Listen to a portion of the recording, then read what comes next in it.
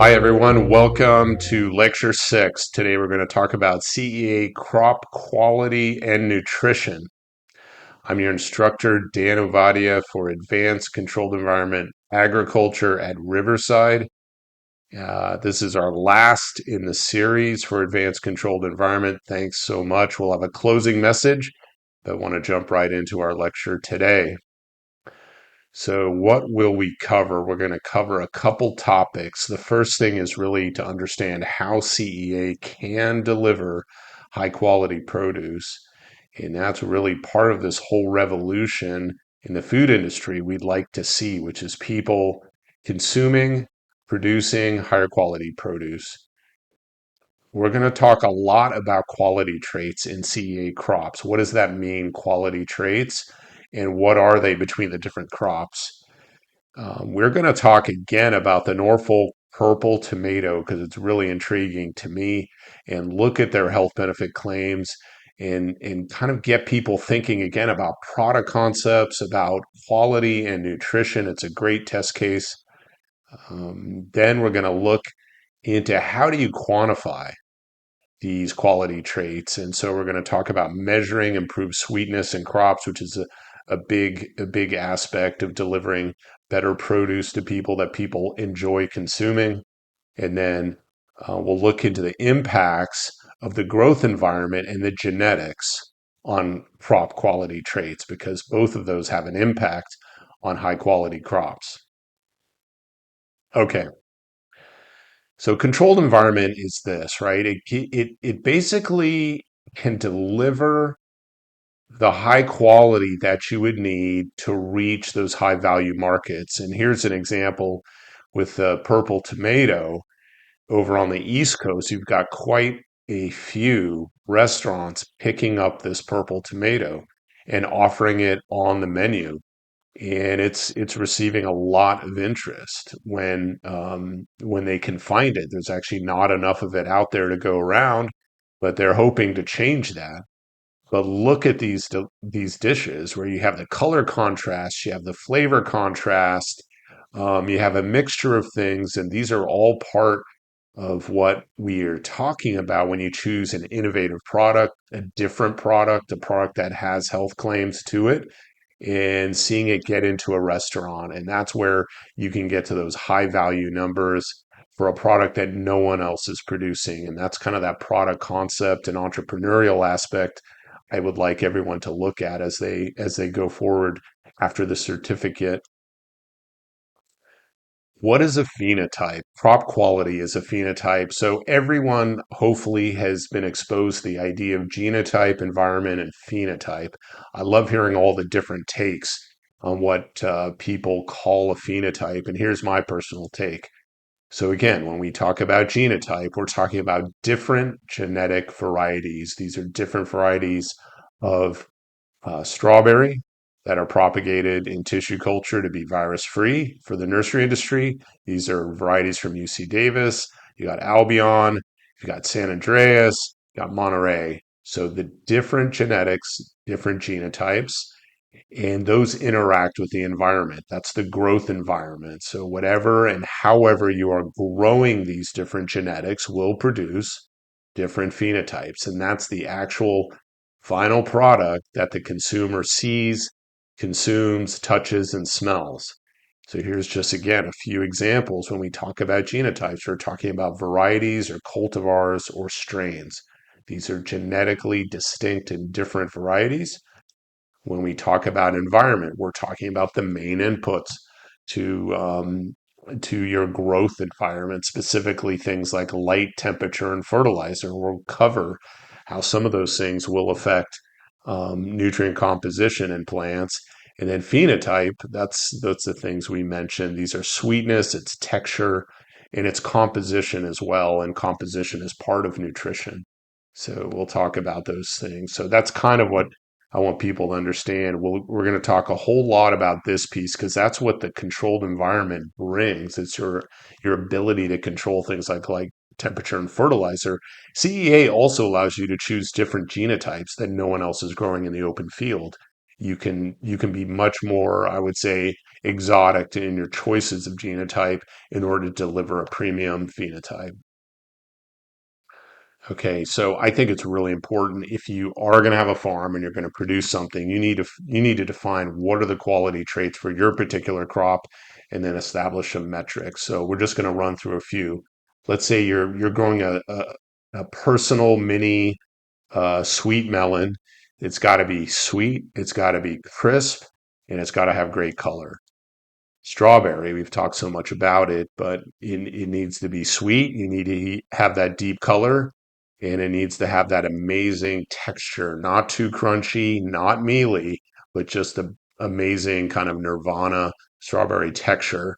One thing in particular about strawberry is this region, so many times this is hollow or white and has no flavor. So this particular Chandler berry is red through and through. That's absolutely a quality trait.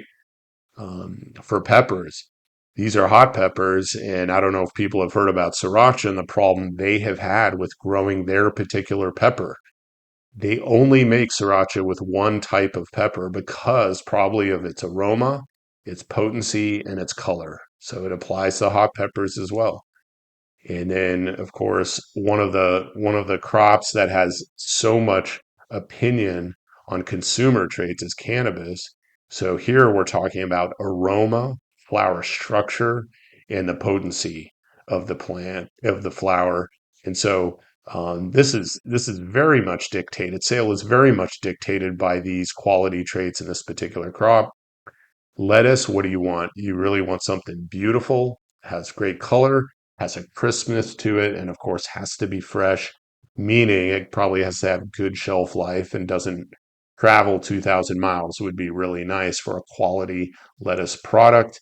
And then tomato, of course, got to have that great tomato flavor, has to have great color throughout, and it has to have a great texture. No one likes crunchy strawberries, and no one likes mealy, overripe strawberries with a big seed capsule on the inside. So, those are all examples of how quality traits are ultimately going to make your business if you're going for this sector.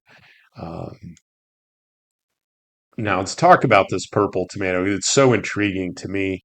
There are a lot of reported health benefits from plant-based anthocyanin. These have been around for quite a while. There's been quite a few studies, and look at some of these health effects. Antioxidant, you've got cardiovascular health, anti-inflammatory, anti-cancer. It's pretty dramatic when you go down the list. Now, these studies are very hard to do statistically because they're correlations and they're tied with other health factors, but anthocyanin has received a lot of attention, and consumers for sure are buying things based on anthocyanin. However, not nearly enough people, because if you look at how basically the intake of anthocyanin on average, you're really in this 12 milligrams per day. And all of these health benefits have been around that 300 milligram per day dosage and where they've done these studies. So, really, the curve, we need to be up here. We need to be way up here at that 300. And to me, it would just be fascinating to see what would happen to American consumers if they made this a regular part of their diet and they started getting the anthocyanins. Um, Now, here's the challenge is that sure, there are plants that have high anthocyanins, eggplant, red cabbage. I like red cabbage. I put it in my salad. You've got red grapes. I love red grapes, but how many people are eating chokeberries or elderberries? Not a ton, right? And there's just not a lot in other sources. And so there is a challenge with delivering purple foods that people like to eat. Berries are great. They're just not eating enough of those and they're hard to get. Palm is pomegranate juice, which I actually really like. It's very popular in the Middle East. People drink shots of it throughout the day. It is a delicious product and it is high in anthocyanin. So here you have an entire product basically centered around this anthocyanin, and of course the flavor has to be good. So why not do it in something else? Why not do it in a tomato? That's the whole concept about this. And the thing is, no one is doing it on the West Coast yet, to my knowledge. They have relationships in the Midwest in the East Coast. But wouldn't this be cool to see this purple tomato end up in restaurants in the LA area and be the latest really exciting product? Okay, measuring things. How do we quantify this? Because quality traits are tough to measure. You can have consumer panels and taste panels, and it's very, very expensive and somewhat subjective. So the good news is that Brix is basically a measure of sweetness, and sweetness profoundly contributes to flavor. Brix also measures other things, but we're just going to talk about sugar today. You get um, a simple instrument that will measure juice, pulp from anything you like, whether it's strawberry, tomato, purple tomato, and it will give you that through a fraction. It will give you a number and will tell you how much sugars are in those samples, and that's kind of a good idea. And it is important to understand that Brix level is really correlated with quality score. And these are somewhat loose categories, but you've got okay, good, and great. And I think everyone knows when you try something that's great, it's just that unbelievable experience, and you don't want to stop eating it. So that's what we're talking about in terms of quality.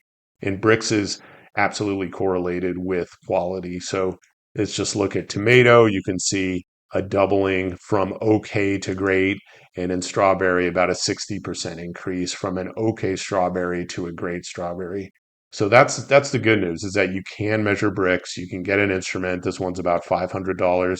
Would not recommend going below $200 on a tool to measure Brix, but it really gives you a good indication of how much sugar, how much flavor is going to come out of that tomato or strawberry or anything else that has a decent sugar content.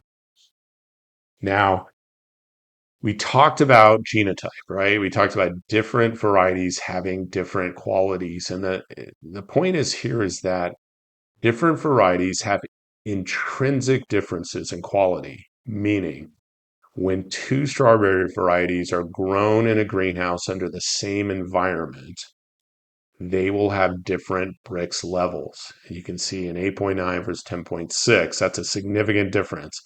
What else do you see here visually between the strawberries? Obviously, you're seeing a difference in fruit size with a smaller berry having more Brix. And that's actually a correlation we see in many, many crops is that yield and size are inversely correlated with sugar. And that's a challenge. So the thing is, this may do great in the field, and this may do just fine in a greenhouse. And it's a smaller berry, but if it tastes amazing, people may be just fine with that. Now look at yield as well, whether it's, per plant or per meter squared. You can see again, Albion, which is actually it's actually a great strawberry out of UC Davis if it's harvested while ripe. This is just to show the differences between a Japanese strawberry and one bred here. And you can see this is very high yielding. This has a lower yield and it's got a smaller fruit, but it's got here you've got the higher Brix. And it's just an example of how different genetics have intrinsic differences in things like Brix and yield, obviously, and fruit size. Nutrient composition. We've had a lot of great questions throughout our course around nutrient composition. What affects nutrient composition? So I thought I'd bring up a few examples in tomato and how, remember, Brix in tomato corresponds to quality. And here you can have zero nitrogen, very low Brix level, going all the way up almost in a linear way with increasing nitrogen amounts. And then getting over into other nutrients like beta carotene, this is ripeness across the bottom here. And so as the tomato gets more ripe, you're getting more beta carotene, which is another one of those healthy nutrients that people are interested in consuming more of. And the same with lycopene. And lycopene, it's a very linear relationship between ripeness of the tomato and level of lycopene. And the point is, in a greenhouse or an indoor farm, you're going to have more control over that ripening process. You're going to be able to time it better, and hopefully, you're closer to your market so you can pick them more ripe and deliver to the final spot, whether it's a restaurant or a farmer's market or a corner grocery store. That's kind of the whole concept of being close by is that you can pick them when they're more ripe and deliver them when they're more ripe. They have They have more bricks, more sugar. They also have more other healthy components to them as well. And yes, you can do this. It takes work, but there's data behind showing why locally grown, high quality produce is in demand. Okay, that's it. Look, conclusions from this lecture.